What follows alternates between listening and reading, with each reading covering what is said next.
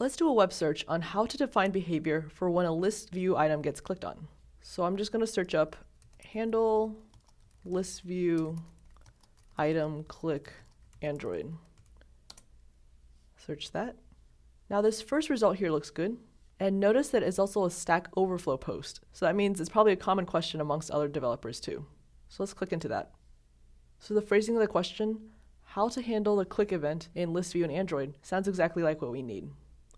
Now I won't bore you with the details of reading through the question here, so you can take some time to read that on your own. But jumping down to the answer here, it looks like it's very promising. So we have the green check mark, as well as quite a number of upvotes.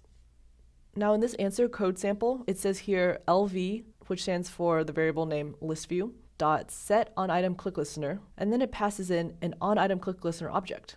And then following that, it says that when an item in the ListView is clicked on, a new intent is created, and then we start a new activity. So that method sounds like it could work, but to double check that it's the recommended way to define click behavior, let's double check in the official documentation for ListView. So here I am in the Android developer documentation in the develop and reference section, looking at the information about list views. So from here, I want to search up explicitly the set on item click listener method. So this is the first one here.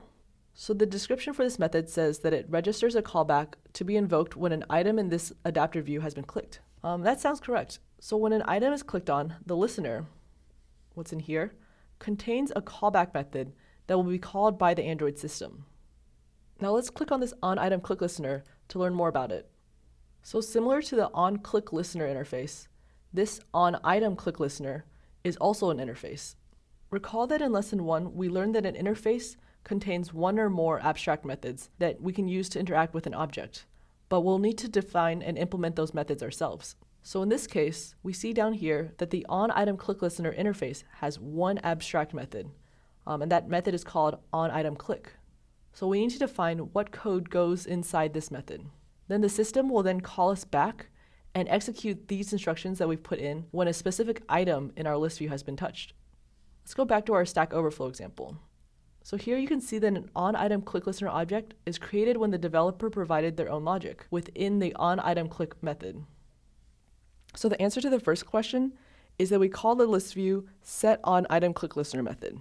And that method will take in one input, which is a listener with the data type onItemClickListener.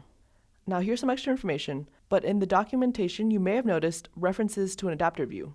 So why does it keep mentioning adapter view when we're clearly looking at list view logic? Remember in lesson 2, we learned that a list view is just one type of adapter view. Other types of adapter views we've looked at are grid view and spinners.